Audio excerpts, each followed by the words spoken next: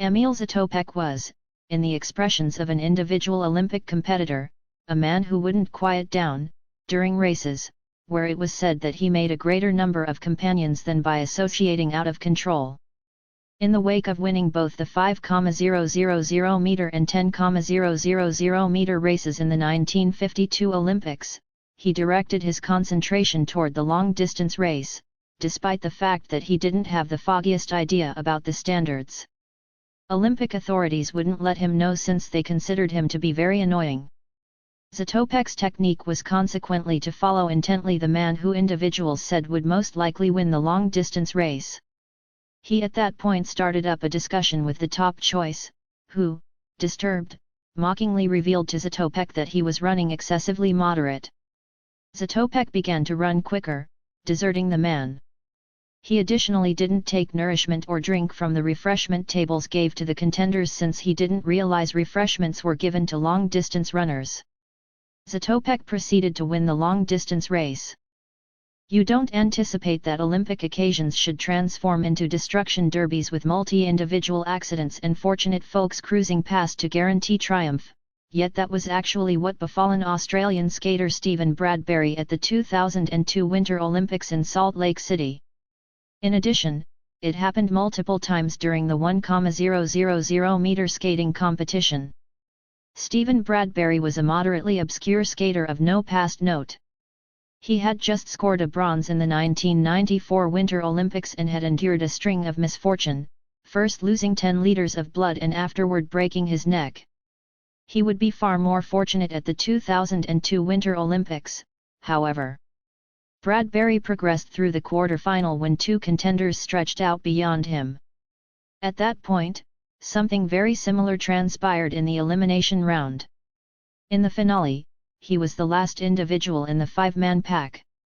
He was last, that is, until the Chinese skater entangled another skater, and everybody with the exception of Bradbury tumbled down. Bradbury himself, a long ways behind them, made up for lost time and passed them to catch the gold. There were 32 contenders toward the beginning, however one before long dropped out in light of the fact that he took in an excess of residue. He nearly turned into the principal individual ever incredible the Olympics. Another contender took in onlookers' peaches, ate them, and afterward ate some bad apples, which made him wiped out. The victor took strychnine rodent poison in little portions as an energizer, which was superbly lawful in light of the fact that there were no standards against execution upgrading drugs around then. A South African sprinter was pursued off the way by wild mutts yet at the same time came ninth, which may have been made simpler by the way that lone 18 of the 32 sprinters really completed the marathon. The most stunning thing about the long-distance race was that one of the contenders, John, otherwise known as Frederick Lors, cheated by riding a vehicle for 14 kilometers, 9 miles, as a joke in the wake of enduring drying out. Completing first, he about got a botanical wreath from President Roosevelt's little girl before somebody at long last made sense of that he had cheated. He was prohibited forever, however Lors had a history as a down-to-earth joker and was in this way pardoned. The world's first Olympic banner disappeared after the 1920 Olympics in Antwerp, and for a long time, nobody recognized what had befallen it. At that point, somebody told Hal Haig Harry Priest, the most established living Olympic medalist at that point, that the banner was absent. Priest reacted with a stunning case: the banner was in his pack, since he took it in 1920. He at that point sponsored up his case by delivering the flag. It turned out that Priest had taken the banner on a challenge from one of his colleagues. Climbing the flagpole around evening time, he snatched the banner and got away from the Belgian police. At that point he reserved the banner in one of his bags and kept it around for a long time. As to signal as immaterial, he at long last gave it back, saying, "Individuals will consider more me by parting with it than by keeping it." Kip Keino, who was stranded as a kid, frequently needed to run to and fro from school multiple times every day. It's nothing unexpected that even with extraordinary affliction, he would step capable.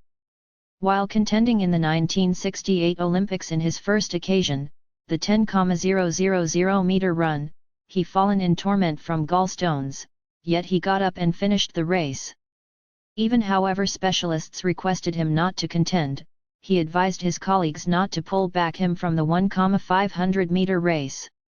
To contend, he escaped and took a transport to the race. After the transport stalled out in rush hour gridlock, he ran right to the track, arriving at it without a moment to spare to begin. It's astounding that he set an Olympic record that day, beating his adversary by a helpful 20 meters, 66 feet, the greatest edge ever around then. A very serious rower, Henry Bobby Pearce originated from a group of rowers. It is subsequently nothing unexpected that he ruled the 1928 Olympics. In his first rivalry, he conclusively beat the prevailing boss. He at that point helpfully beat another rival in his subsequent rivalry. It was during his third rivalry, in any case, that things became interesting. In the center of the race, Pearce was made mindful by observers of a duck and her ducklings crossing the waterway in front of him. Rather than slicing straight through the series of ducklings, he halted to allow them to go, to the reverence of the kids viewing the opposition. He at that point got up to speed to his rival and still dominated the game. Later on in the finals, he would set a world record that would represent 44 years. The reality that Pearce left his rivals so far in the residue may have spared the ducklings. A long time later, his child would guarantee that if the race had been close, Pearce would have run those ducklings down. During the 1968 Mexico City Olympics, Bob Beamon was a rival in the long bounce. He was likely hoping to do sensibly well. He most likely wasn't expecting was to break the world long bounce record by an immense edge. Beamon himself nearly didn't fit the bill for the 1968 Olympics due to fouling his hops, and he didn't have a mentor paving the way to the games, either. During his record-breaking bounce, Beamon flew so far that he dropped out of the long hop pit. Olympic authorities needed to utilize a good old measuring tape in light of the fact that the hop had been for such a long time that the electronic recorders neglected to catch its separation.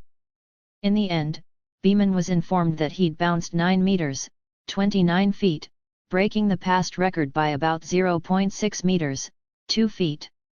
There were a couple of reasons why this may have been the situation, beside Beamon's ability. Mexico City is at a high elevation, and the air there is slim. Moreover, Beamon had a tailwind of 7 km for each hour, 4 miles per hour, to help lift him up. Notwithstanding, one must recall that those conditions applied to every one of his rivals, not simply Beamon. It was the 1976 Montreal Olympics, and the Soviets, sprinters up in aerobatic for as far back as 4 Olympic Games, were fretful to thump the prevailing heroes, the Japanese, off their roost. They were to be disillusioned, notwithstanding, by an awesome showcase of fortitude even with a messed-up kneecap. The tumbler being referred to, Shun Fujimoto, had endured the injury during early activities. However, as opposed to looking for clinical consideration, he shrouded the torment and strolled off the stage imagining nothing had occurred. In the wake of proceeding to contend and establishing world precedents in a few gymnastic activities, he at long last let the agony appear as he bowed out and limped off the stage. Japan wound up marginally getting the gold decoration by a simple 0.4 focuses, fixing a 5-game gold run. Fujimoto, when asked later whether he could ever rehash the experience, answered with an exceptionally concise no. A hold long-distance runner push into the 1960 Olympic spotlight due to a colleague's very late physical issue, Abebe Bikila wasn't paid attention to by anybody. The generally obscure long-distance runner asserted an individual best that was quicker than the world record, yet he was disparaged. It presumably didn't help that after his solitary pair of running shoes wore out during preparing, he chose to run the long-distance race shoeless, to more ridicule. Bikila originated from a modest foundation. He was the child of a shepherd and had just started running at 24 years old, preparing shoeless in the Ethiopian good countries. Yet, he sparkled during the long-distance race. Subsequent to being among the pioneers right off the bat in the race, he surpassed his last rival soon after passing the Oxum pillar, crushing the world record and in any event, doing a little move toward the end goal while huge numbers of his rivals were too drained to even think about doing more than lie down. 4 years after the fact, Bikila would win another gold decoration and set a different universe precedent at the 1964 Tokyo Olympics, yet tragically, a mishap would leave him deadened 5 years after the fact. In 1924, during the last Olympic rugby match UPS ever played, the US conveniently vanquished the French 17-3 to guarantee the Olympic gold. While the French colleagues were acceptable games about the misfortune, the French group was not exactly satisfied. Individuals from the US hold group were assaulted, and the arbitrator required police assurance. During the decoration introductions, the group yelled and booed while the Star-Spangled Banner was being played. The trickeries didn't stop there. After a year, the International Olympic Committee chose another president, who, in contrast to his ancestor, wasn't partial to rugby or any group activity. Despite the fact that there were numerous fights and exhibits, and in spite of the way that rugby was the most famous Olympic game at that point, it was cut from future Olympic Games. It is, in any case, making an arrival for the 2016 Olympics in Rio de Janeiro. Thanks for watching, and don't forget to subscribe to the channel.